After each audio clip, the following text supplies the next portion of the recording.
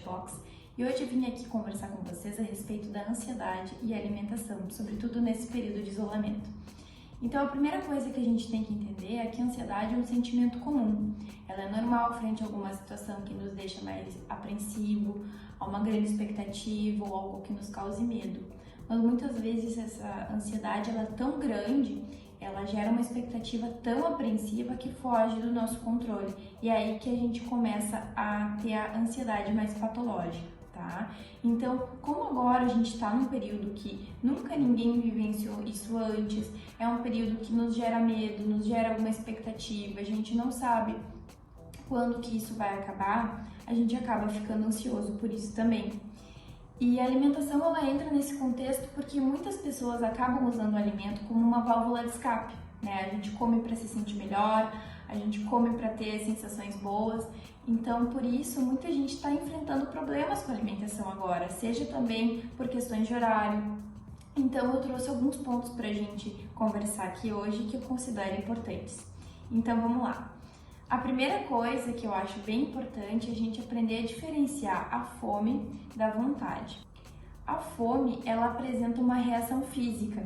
Então, normalmente, quando eu tô com fome, minha barriga dói, às vezes eu fico com dor de cabeça, eu sinto a fome, né? Enquanto que a vontade, ela não apresenta nenhuma dessas reações, eu apenas sinto vontade de comer algo.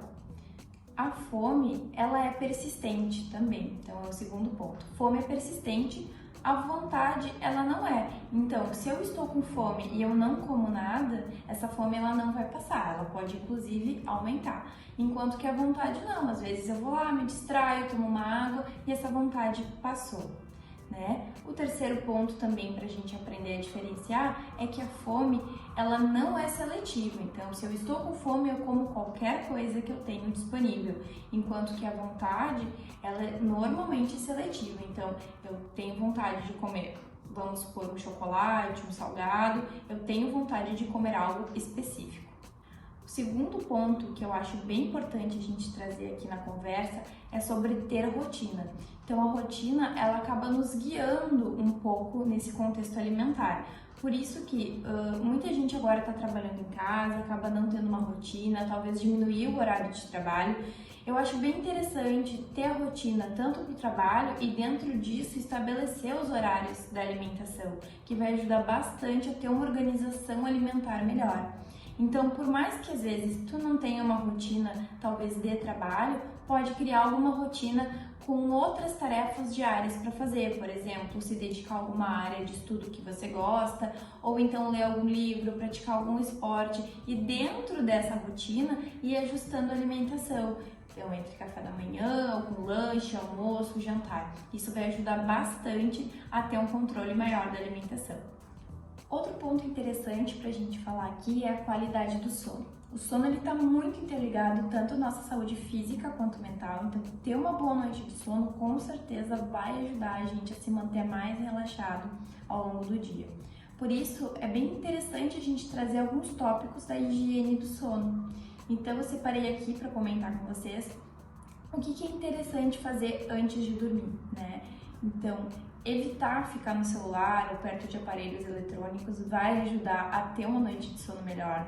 Evitar alimentos muito pesados antes de dormir ou gordurosos, também isso pode prejudicar, né, o nosso sono, causar alguma sensação gastrointestinal ruim. Então, tentar evitar esses alimentos. Também evitar bebida alcoólica ou outras bebidas que acabam sendo mais estimulantes, talvez café, chá preto ou chá verde, energético. Isso pode prejudicar também o sono.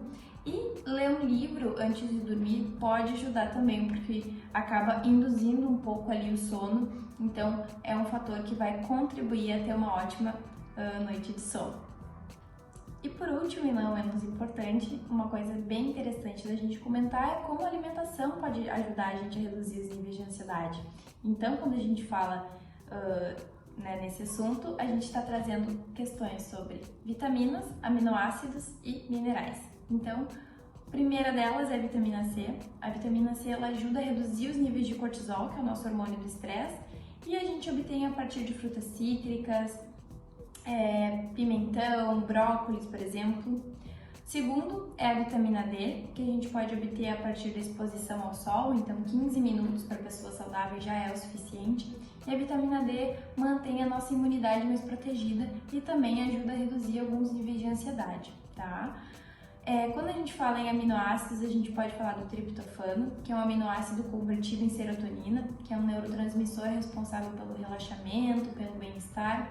E a gente encontra o triptofano em cereais integrais, na banana, por exemplo, e no cacau. Então, por isso que quando a gente come chocolate, principalmente os com teor de cacau mais alto, a gente se sente bem, relaxado.